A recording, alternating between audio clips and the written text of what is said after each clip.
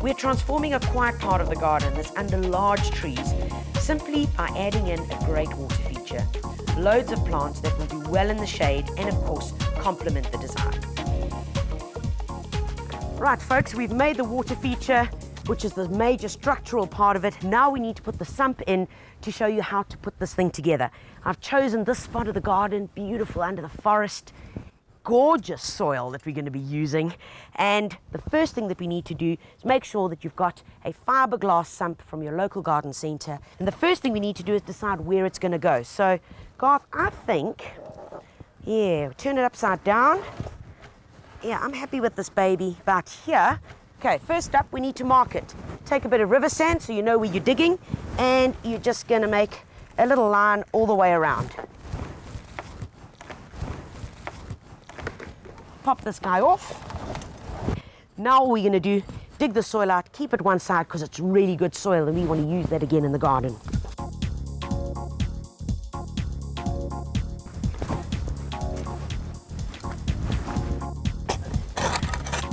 Garth, we're nearly done here. Nearly done, Tanya.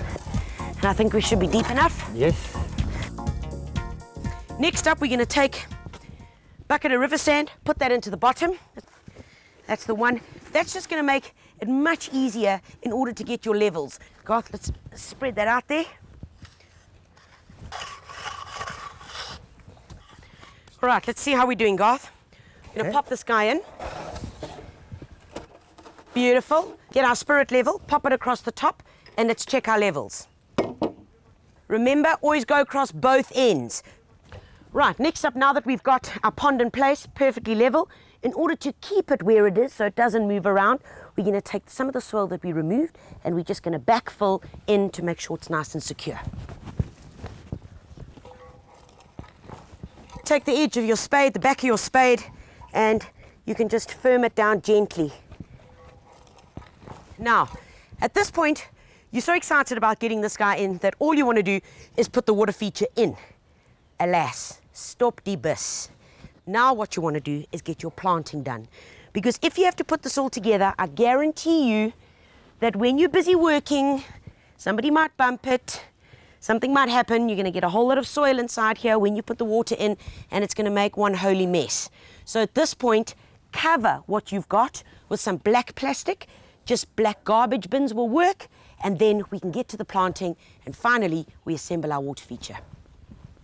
First up, we're going to be putting in the Bella. Now, if you take a look down here, look at all this gorgeous, gorgeous mulch. I mean, this has been here for years and years, and we do not want to rake this up. This is what good gardens are made of. So we're not raking this at all. We're going to be planting in between, leave this natural mulch layer here, because it clearly is A1, and that's what we want.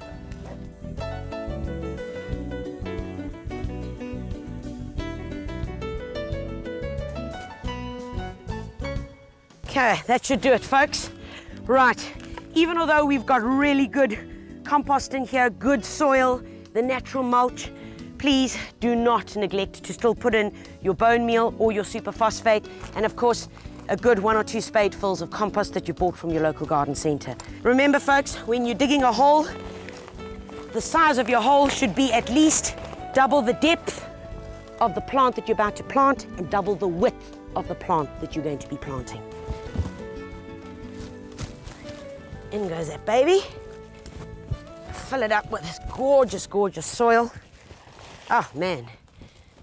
A great plant to have around the garden is this guy. And you can see, I'm just using it as a filler here. I've dug some out of another place in the garden, and we're literally just going to pop him in here to form a nice little cluster. It's called the wild iris dietes. It's great. It can grow in the shade. It can grow in the full sun. Every time it starts flowering, I guarantee you, rain is on the way.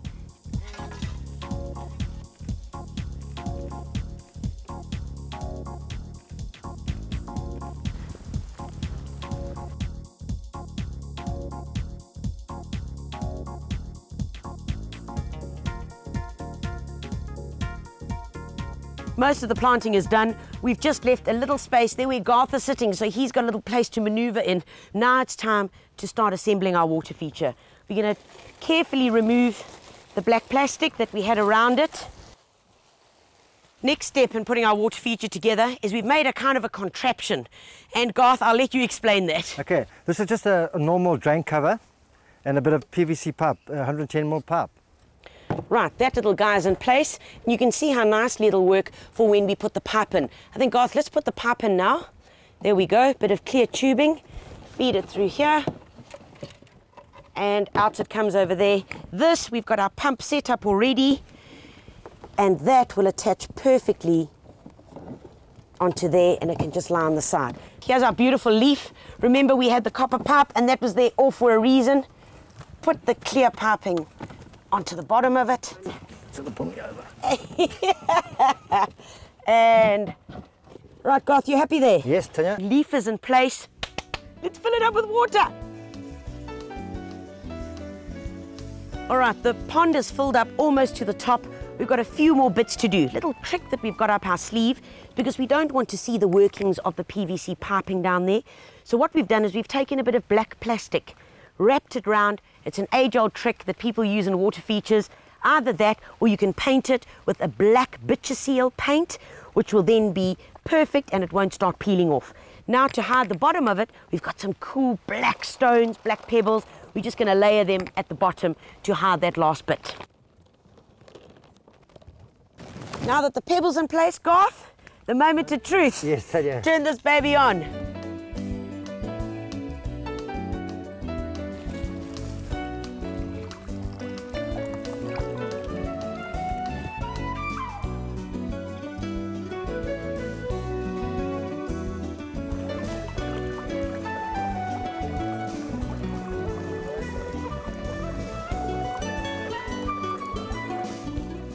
Doesn't it look gorgeous?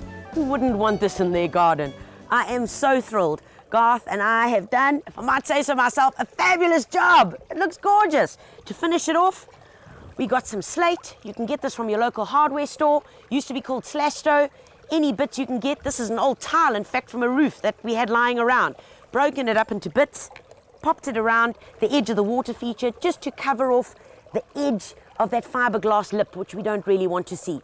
We've layered it full of mulch, the leaves that were originally here, because that is what this forest needs, and that's what every good garden needs, is loads and loads of mulch.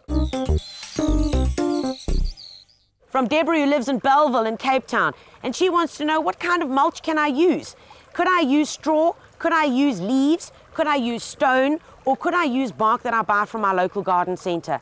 The answer to all of those is yes, yes, yes, and yes. You can get whatever you can lay your hands on, put it around your plants and enjoy. Remember, plants love mulch. And your well-rotted compost that you find at home, like we found here underneath these trees, that's the stuff that you want.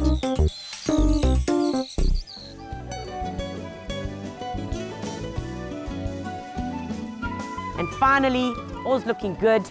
Chloe's got a little spot quite tucked in next to the water feature. Even she knows how beautiful and calm it is. And just listen to that sound. Yeah, I like it. Folks, I hope you've been inspired. Go and make your own water feature. Pop it into your garden. Till next week, take care of you and yours, and most importantly, happy gardening.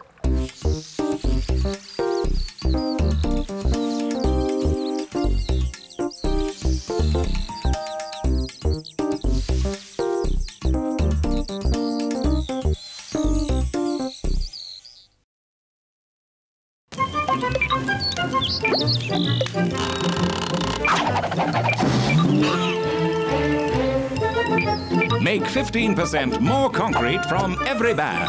The Gardener is brought to you by PPC.